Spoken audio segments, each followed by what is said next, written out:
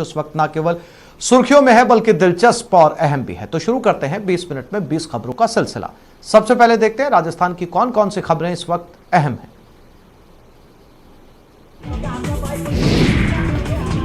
हंगामे की ये तस्वीरें कोटा संभाग के सबसे बड़े अस्पताल एमबीएस अस्पताल की हैं। मंगलवार की देर रात यहां एक शख्स की मौत के बाद जमकर हंगामा हुआ। हंगामा कर रहे ये लोग बाड़ा खेड़ा गांव के रहने वाले हैं। ये लोग अपने साथ बनवारी नाम के मरीज को लेकर आए थे, जो विषाक्त भोजन कर लेने की वजह से अचेत हो गया था। जब वो लोग उसे एमबीएस अस्पताल लेकर आए तो उसकी सांसें चल रही थी, लेकिन इमरजेंसी में उसका इलाज करने के बदले डॉक्टर बैठे रहे, जिसकी वजह से उसकी जान चली गई। इसी वजह से इन परिजनों का गुस्सा फूट पड़ा और पुलिस के आने के बाद भी वो डॉक्टरों के खिलाफ कार्रवाई पर अड़े रहे और हंगामा करते रहे। जब हम इनको यहाँ से लाए लाखेरी से इनको अस्पताल में दिखाया, काफने भी इनको नहीं झेला। जब इनको है ना इमरजेंसी में यहाँ रेफर किया कोटा के लिए, तो जैसे हम लेकर आए बिल्कुल सही थे, होश में थे, मतलब कि थोड़ा बेहोश हालत में मतलब, और ये सांसें चल रही थी इनकी। डॉक्टर साहब के रूम में गए इमरजेंसी में। जब डॉक्टर साहब को बोला हमने 4 बार कि डॉक्टर साहब चल जाइए चल जाइए चल जाइए, एक बार चेक कर लीजिए, तो डॉक्टर 4 बार अंदर आके बाहर गया, पर एक बार भी चेक नहीं किया इन्होंने कि मरीज की हालत क्या है। 15 से 20 मिनट इन्होंने बेकार कर दिए और आज इसकी डेथ हो गई। इसका कारण एमबीएस अस्पताल के इमरजेंसी के डॉक्टर हैं।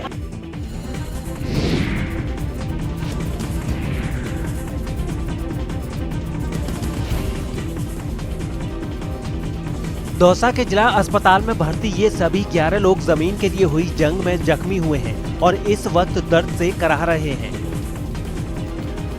अस्पताल में भर्ती ये सभी लोग दौसा के ही गांगलियावास के रहने वाले हैं, जहां जमीनी विवाद में 2 पक्षों के लोग आपस में भिड़ गए और एक दूसरे पर धारदार हथियारों से हमला कर दिया। उसी खूनी झड़प में 11 लोग जख्मी हुए हैं। पुलिस ने इस मामले की रिपोर्ट दर्ज कर ली है और जांच शुरू कर दी है। यानी कि यहाँ पे पूर्व में कोई ज़मीन का विवाद है, उसमें होकर आपसे परिवार का ही है, दोनों परिवार हैं, इनमें आपस में झगड़ा हुआ है और करीब 11 लोग बता रहे हैं। हाँ, इनको एडमिट है हॉस्पिटल में, इलाज चल रहा है।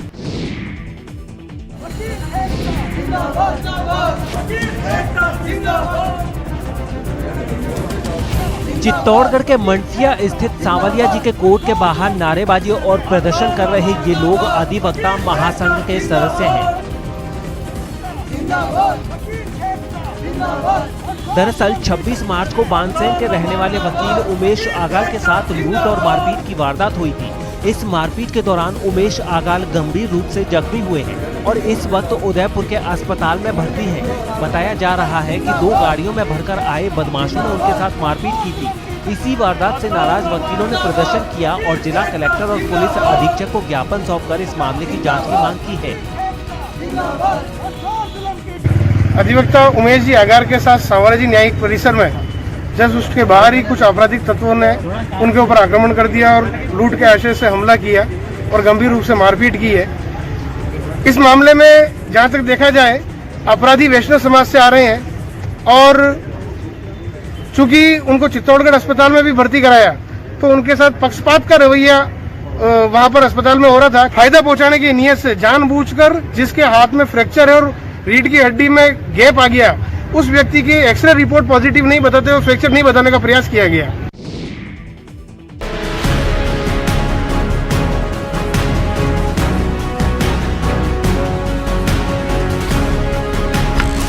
सोना के लिए लोग क्या क्या नहीं करते। जयपुर एयरपोर्ट से आई एक तस्वीर इसकी तस्दीक भी कर रही है। जिस बैटरी को आप कटते हुए देख रहे हैं, दरअसल उस बैटरी के अंदर सोना भरा हुआ है, जिसे कस्टम विभाग को धोखा देने के लिए बैटरी के अंदर भरा गया था। लेकिन जयपुर एयरपोर्ट पर तैनात कस्टम विभाग को धोखा देना उस यात्री को भारी पड़ गया, जो दुबई एयरपोर्ट पर बैटरी लेकर एंटर तो कर गया, लेकिन जयपुर एयरपोर्ट से निकल नहीं पाया। कस्टम विभाग की टीम ने उसकी जांच की और पास मिले बैटरी को काटकर उसके गुनाहों का काला चिट्ठा खोल दिया। इस बैटरी में आरोपी ने 16 लाख का सोना भर रखा था, जिसे अब जब्त कर लिया गया है और पूरे मामले की जांच शुरू कर दी गई है।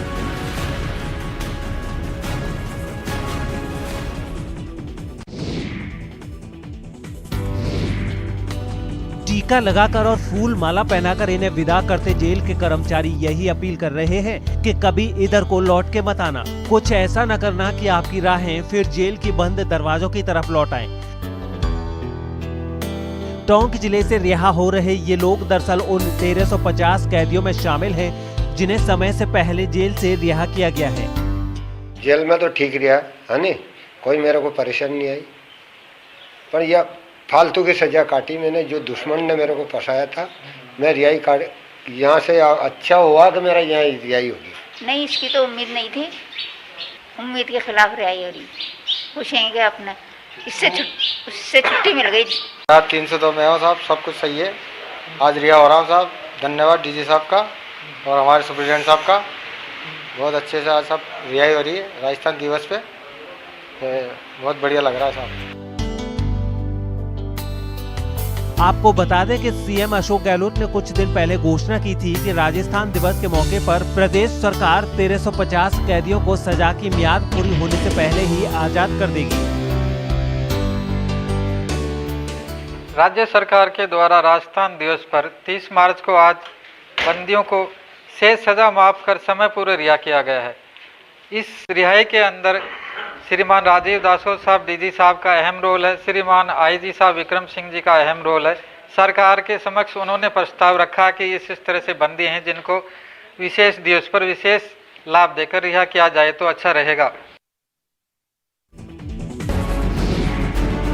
दूसरे राज्यों से होली मनाकर राजस्थान लौटने वाले रेल यात्रियों के अलग अलग स्टेशनों पर कोरोना की जांच की गई। रेल यात्रियों के लिए RT-PCR रिपोर्ट को दिखाना जरूरी कर दिया गया है और जिनके पास ये रिपोर्ट नहीं होगी उनकी जांच स्टेशनों पर ही की जाएगी। जयपुर रेलवे स्टेशन से जो तस्वीरें सामने आई हैं, उनमें एक तस्वीर में स्वास्थ्य विभाग की टीम स्टेशन से बाहर निकलने वाले सभी यात्रियों की कोरोना जाँच करती दिखी। लोग कतार में खड़े रहे और अपनी बारी आने पर ही उन्होंने इसकी जाँच करवाई। राजस्थान में एक बार फिर तेजी से कोरोना के केस बढ़ते जा रहे हैं। एक्टिव केस 7,800 हो चुके हैं। कोरोना टेस्ट की जांच के दौरान कुछ लोग इससे बचने की कोशिश करते भी नजर आए। सुरक्षा कर्मियों के ना होने से वो लोग स्टेशन पर दूसरे रास्तों से आसानी से बाहर निकल गए। इसके बावजूद राजस्थान के कई रेलवे स्टेशनों पर स्वास्थ्य विभाग की तरफ से ये अभियान चलाया गया।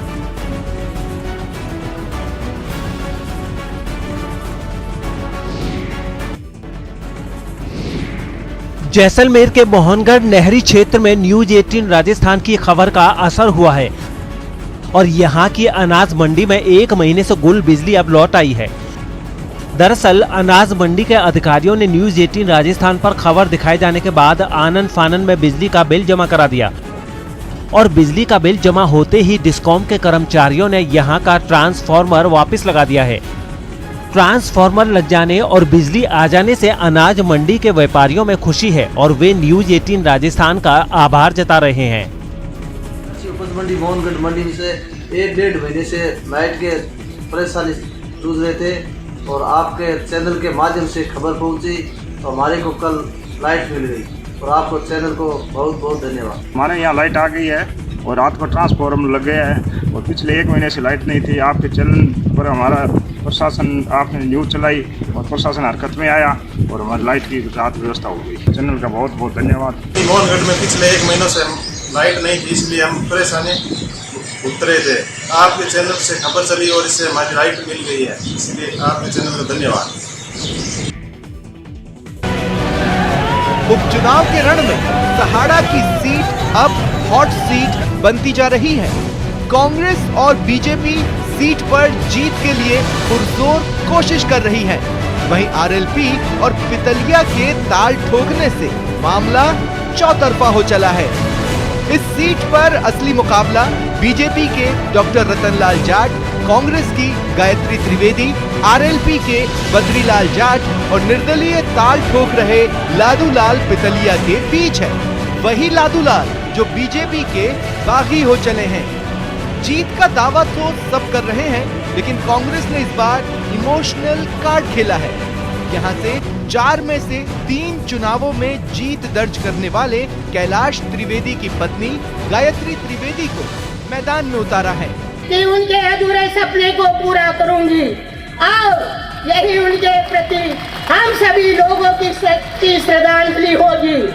उन्हीं के तरह मेरे खून का एक एक कतरा आपके लिए न्यौछावर कर दूंगी। जब तक जान में जान है तब तक मैं आपकी सेवा ही करूंगी। वहीं बीजेपी ने 13 साल बाद एक बार फिर रतनलाल जाट पर अपना भरोसा जताया है।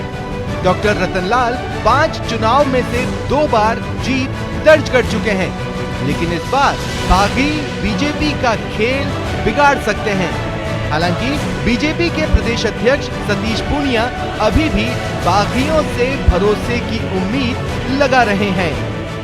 केंद्र ने भी सर्वे कराया था, हमने भी सर्वे कराया था और तीनों ही क्षेत्रों में जो जीतने में सक्षम लोग थे उन पर दांव लगाया। हमने सब पे अपील की है कि जो व्यक्ति पार्टी के साथ रहेगा उसका कहीं न कहीं योग्य सम्मान उनको मिलेगा। मेहंदीपुर बालाजी के पट एक बार फिर खुल गए हैं और पट खुलते ही यहाँ श्रद्धालुओं का जन सैलाब उमड़ पड़ा है। कोरोना की दूसरी लहर की वजह से बालाजी मंदिर ट्रस्ट ने सरकार की गाइडलाइंस और यहां आने वाले भक्तों के जन सैलाब को देखते हुए 27 मार्च से 30 मार्च तक के लिए श्री बालाजी महाराज मंदिर के पट बंद करने का फैसला लिया था। साथ ही यहां श्रद्धालुओं की एंट्री पर भी पाबंदी लगाई गई थी। हालांकि अब मेहंदीपुर बालाजी के पट खोल दिए गए हैं और श्रद्धालु एक बार फिर भगवान के दर्शन करने पहुँचने लगे हैं। श्रद्धालु यहां आ तो रहे हैं, लेकिन एक बार फिर यहां कोरोना गाइडलाइंस को नजरअंदाज किया जा रहा है। मंदिर प्रशासन की तरफ से तो पूरी कोशिश की जा रही है, लेकिन यहां आने वाले ज्यादातर भक्त ना तो सोशल डिस्टेंसिंग का पालन कर रहे हैं और ना ही मास्क लगाने के नियमों का पालन कर रहे हैं। और 20 मिनट 20 खबरों में आप देख लेते हैं कुछ दूसरे राज्यों की महत्वपूर्ण खबरें। महाराष्ट्र में कोरोना के बढ़ते खतरे से निपटने के लिए मुंबई के नगर निगम बीएमसी ने भी अपनी तैयारी तेज कर दी है। सरकारी अस्पतालों के अलावा बीएमसी ने मुंबई के सभी प्राइवेट अस्पतालों को भी कोरोना मरीजों के लिए बेड आरक्षित करने के आदेश जारी किए हैं। ये कदम इसलिए उठाना पड़ा क्योंकि मुंबई में हर दिन कोरोना मरीजों की तादाद नए रिकॉर्ड बना रही है और लोग हैं कि सुधरने का नाम नहीं ले रहे। वहां के कई बाजारों और सब्जी मंडियों में लोगों की भीड़ जमा हो रही है, जिसकी वजह से कोरोना मरीजों की संख्या में रोजाना रिकॉर्ड तोड़ इजाफा हो रहा है। हालांकि वहां की सड़कों पर तैनात पुलिसकर्मी लोगों को कोरोना नियमों का पालन करवाने की पुरजोर कोशिश जरूर कर रहे हैं। लगातार चेकिंग अभियान चलाया जा रहा है। आज दूसरा दिन था नाइट कर्फ्यू का। मुंबई के अस्पतालों में कोरोना मरीजों के लिए बेड आरक्षित करने के अलावा बीएमसी ने बाकी स्वास्थ्य सुविधाओं को बढ़ाने के निर्देश भी जारी किए हैं। ऑक्सीजन भी ऐसे ही बढ़ा रहे हैं और वेंटिलेटर भी दे रहे हैं। महाराष्ट्र सरकार हालात बिगड़ने की सूरत में लॉकडाउन के संकेत भी दे चुकी है, लेकिन बीएमसी इस कोशिश में है कि किसी तरह कोरोना को फैलने से रोका जा सके। महाराष्ट्र के नासिक से एक हैरान करने वाला वीडियो सामने आया है। यहाँ कोरोना से जुड़े नियमों का पालन नहीं होने पर महानगर पालिका के कर्मचारी एक दुकान का फर्नीचर उठा ले गए। महानगर पालिका के अधिकारी वहां के एक बाजार में लापरवाही बरतने वाले लोगों पर कार्रवाई करने के लिए पहुंचे थे, लेकिन दुकान में कोरोना नियमों का पालन नहीं होने पर उन्होंने कार्रवाई की आड़ में वहां का फर्नीचर ही उठवा लिया। इसका एक वीडियो भी सामने आया है, जिसमें महानगर पालिका के कर्मचारी जरूरी दूरी के नियम का पालन नहीं होने पर उस दुकान में घुसे और वहां रखा फर्नीचर उठाकर अपनी गाड़ी में लादने लगे। कर्मचारियों की ये कार्रवाई देख दुकान में मौजूद लोग भी उनसे उलझ गए। वहां काफी देर तक बहसबाजी होती रही, लेकिन बिना किसी की परवाह किए कर्मचारी दुकान की कुर्सियां और दूसरा फर्नीचर उठाकर वहां से चले गए। बाद में दुकानदार ने आरोपी कर्मचारियों के खिलाफ पुलिस में मामला दर्ज करवाया। शिकायत मिलने के बाद पुलिस ने मामले की जांच शुरू कर दी है।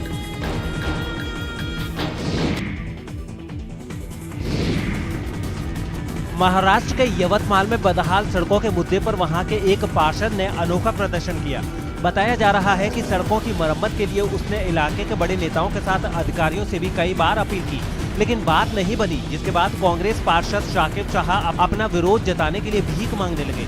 वो अपने इलाके की एक सड़क पर बैठ गए और वहां से गुजरने वाले लोगों से उन्होंने भीख मांगी। इस दौरान कई लोग उन्हें पैसे देते दिखाई दिए। इसके साथ ही शाकिब शाह ने नगर निगम के अधिकारियों पर भ्रष्टाचार के कई आरोप भी लगाए। ये नगर पालिका कुंभकर्ण की नींद में सोई है और भ्रष्टाचार करने में ही व्यस्त है। इस अनोखे प्रदर्शन से पार्षद को फायदा भी हुआ। उन्होंने करीब 4000 रुपए और सड़क की मरम्मत में इस्तेमाल होने वाला काफी सामान जुटा दिया, जिसके बाद वो खुद ही मजदूरों के साथ सड़कों के गड्ढों को भरते नजर आए।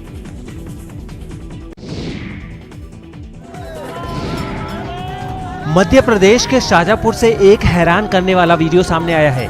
यहाँ कुछ लोगों ने एक पुरानी परंपरा को मानते हुए दहकते अंगारों पर दौड़ लगाई। अपनी मन्नत पूरी करने के लिए लोगों ने इस परंपरा को निभाया और नंगे पैर ही जलते हुए अंगारों के ऊपर दौड़ लगाई। हालांकि आग की लपटों के बीच चलना मुश्किल भरा था, लेकिन इसके बावजूद कई लोगों ने ऐसा किया। इस परंपरा को निभाने के लिए वहां लंबी कतार लगी थी, जिसमें कुछ बच्चे भी शामिल थे और जैसे ही आग पर चलने का सिलसिला शुरू हुआ, वो भी धधकते अंगारों पर दौड़ पड़े। लोगों का हौसला बना रहे, इसके लिए वहां मौजूद भीड़ ने जयकारे भी लगाए।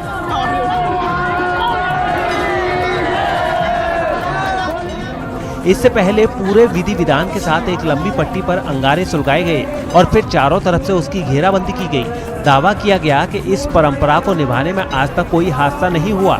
सालों पुरानी इस परंपरा को देखने के लिए आसपास के हजारों लोग मंदिर पहुंचे थे। उनमें कई लोग तो इस पूरी घटना को अपने मोबाइल कैमरे में रिकॉर्ड करते हुए भी दिखाई दिए।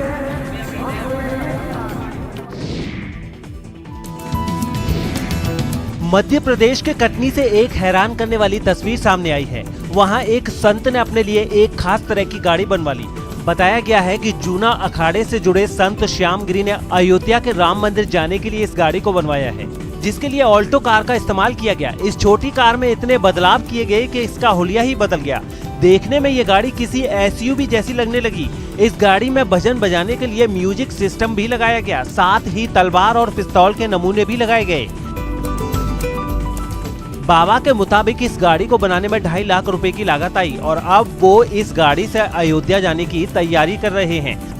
हमने आपने कुछ नहीं बनवाया, राम जी ने ही भेजा है अपने भक्तों के लिए। उन्होंने ये गाड़ी चलाकर भी दिखाई। इस दौरान आसपास मौजूद लोग भी इस गाड़ी को हैरानी से देखते रहे।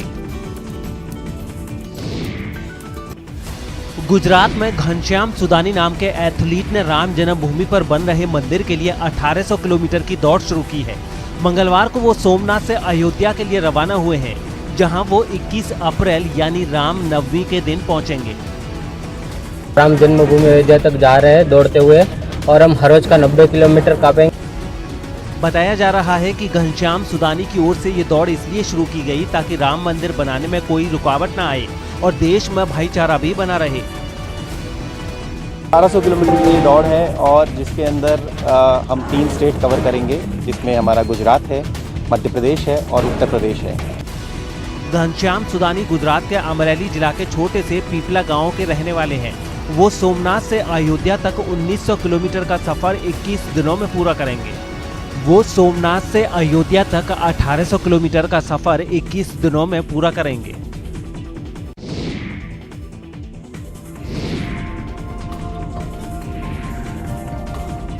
भगवान भोलेनाथ के ससुराल यानी धर्म नगरी हरिद्वार में महादेव का डमरू त्रिशूल श्रद्धालुओं की आस्था और आकर्षण का केंद्र बनने जा रहा है।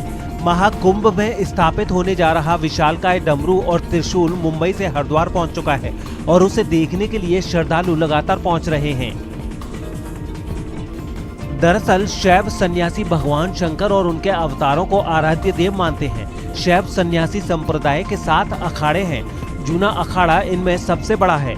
जूना अखाड़ा हरिद्वार में पहला 141 फुट ऊंचा डमरू त्रिशूल स्थापित कर रहा है। त्रिशूल का अगला हिस्सा ही 31 फुट ऊंचा है। बाकी का अंदाजा आप लगा सकते हैं। जूना अखाड़ा के अंतर्राष्ट्रीय संरक्षक श्री महंत हरिगिरी के मुताबिक डमरू त्रिशूल 80 लाख रुपए की लागत से बना है। मुंबई से डमरू त्रिशूल बनकर आ गए हैं, जो 5 अप्रैल को विधि विधान से स्थापित हो जाएंगे। 80 लाख की लागत से तैयार डमरू त्रिशूल श्रद्धालुओं की आस्था और शहर में सबसे ऊंचा डमरू त्रिशूल पहचान बनेगा। डमरू त्रिशूल को बजाज कंपनी ने डिजाइन करके बनाया है। इसे हाई क्वालिटी स्टील से तैयार किया गया है। कंपनी का दावा है कि 250 साल तक स्टील खराब नहीं होगी। और अब देख लेते हैं अंतर्राष्ट्रीय जगत की कुछ अहम खबरें। रोमानिया में कोरोना की वजह से लगी पाबंदियों के विरोध में लोगों ने प्रदर्शन किया। दूसरे देशों की तरह वहां की सरकार ने भी कोरोना के खतरे को देखते हुए काफी समय से सख्त पाबंदियां लगा रखी हैं।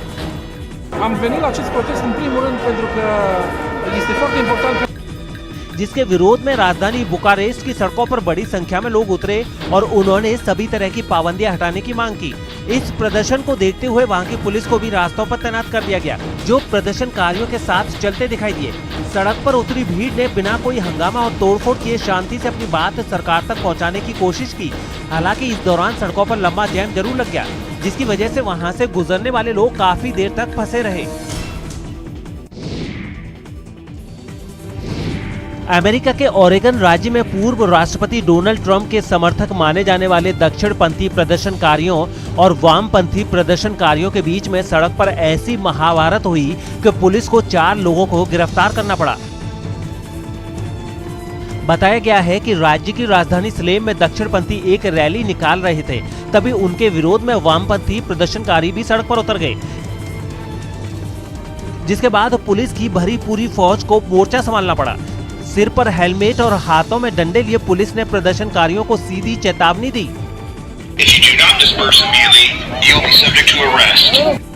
इसके बाद तो पुलिस के कदम आगे आगे और प्रदर्शनकारियों के पैर पीछे पीछे होते नजर आए, लेकिन इसी बीच वामपंथी प्रदर्शनकारी वहां से गुजर रही गाड़ियों को निशाना बनाने लगे और तभी बीच सड़क पर हाई वोल्टेज ड्रामा शुरू हो गया। प्रदर्शनकारियों के हत्थे अमेरिका के झंडे लगा एक पिकअप ट्रक चढ़ गया। उन्होंने ट्रक पर तो हमला किया ही, उसके ड्राइवर पर भी पेपर स्प्रे छिड़क दिया। इसके बाद तो आग बबूला ड्राइवर ने भी पिस्तौल निकाल ली। कहीं दिन दहाड़े गोलीबारी न शुरू हो जाए, इसलिए पुलिस भी भागी भागी आई और उसने आदमी को हथियार गिराने को कहा।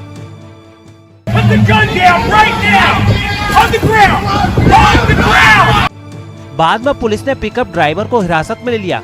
हालांकि बाद में उसे छोड़ दिया गया क्योंकि उसके पास पिस्तौल का लाइसेंस था।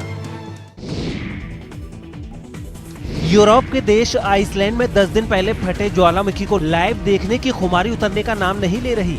अब तक तो वहां सैर सपाटा ही चल रहा था, लेकिन इस बार वहां से हैरान कर देने वाला एक ऐसा वीडियो सामने आया है जिसके चर्चे दुनिया भर में होने लगे हैं। वहां धधकते ज्वालामुखी से चंद मीटर दूर पर्यटकों के वॉलीबॉल खेलने का एक वीडियो वायरल हो गया। इस वीडियो को जिसने भी देखा उसके होश उड़ गए। वीडियो में सामने ही विशाल ज्वालामुखी आग उगलता दिखा, उससे खौलते लावा की लंबी नदी बहती नजर आई। जिस वक्त विकराल अवतार लिए ज्वालामुखी के आसपास फटकना भी खतरे से खाली नहीं होता, उस वक्त आइसलैंड में बेपरवाह लोग ज्वालामुखी के बेहद करीब वॉलीबॉल के खेल में डूबे नजर आए। एक तस्वीर में तो उबलते लावे में जोरदार उथल पुथल होती दिखी। वो लोगों की तरफ तेजी से बढ़ता हुआ भी नजर आया, लेकिन फिर भी पर्यटक टकटकी लगाए ज्वालामुखी को ऐसे निहारते दिखे मानो किसी सिनेमा घर में फिल्म देख रहे हों। लावे की चौंधिया देने वाली लाली ने उन पर ऐसा जादू किया कि वो उसे देखकर नाचने गाने लगे। Amazing, like incredible. I've been here. This is my 3rd time. कुछ लोग तो ज्वालामुखी के सामने ही सुबह की कॉफी का मजा लेते नजर आए। माइनस तापमान में भारी बर्फबारी के बीच भी पर्यटकों के सिर से ज्वालामुखी को देखने का भूत नहीं उतरा और बताया गया है कि बीते वीकेंड में वहां 5 से 6 हजार लोग पहुंच गए। आसमान से ली गई तस्वीरों में लोगों का लंबा चौड़ा हुजूम ज्वालामुखी की तरफ बढ़ता नजर आया। सैलानी इतनी संख्या में ज्वालामुखी के पास पहुंच रहे हैं कि अब प्रशासन की तरफ से रास्ते पर जगह जगह रस्सी का घेरा भी बना दिया गया है ताकि कोई हादसा न हो। दक्षिण कोरिया के ह्वानसंग में 18 साल से कम उम्र के बच्चों के लिए वर्ल्ड ड्रोन चैंपियनशिप का आयोजन किया गया। हर साल होने वाली इस चैंपियनशिप में कई देशों के खिलाड़ी शामिल हुए। वहां से सामने आई तस्वीरों में कई बच्चे अपने ड्रोन उड़ाते दिखे। चैंपियनशिप के दौरान सबसे पहले बच्चों ने अपने ड्रोन अलग अलग स्टैंड के ऊपर रखे और फिर इशारा मिलते ही उन्हें उड़ाना शुरू कर दिया। इस दौरान उन्होंने खास तरह के चश्मों और रिमोट कंट्रोल का भी इस्तेमाल किया। प्रतियोगिता में शामिल ड्रोन स्टंट करते हुए भी दिखाई दिए। कड़े मुकाबले में पिछली बार की तरह इस बार भी दक्षिण कोरिया के एक लड़के ने इस चैंपियनशिप को जीत लिया।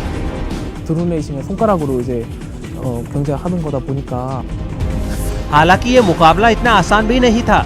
रेस में शामिल कुछ ड्रोन की रफ्तार तो 170 किलोमीटर प्रति घंटा से भी ज्यादा थी, जिन्हें खुद इन्हीं खिलाड़ियों ने अपनी टीम की मदद से तैयार किया था।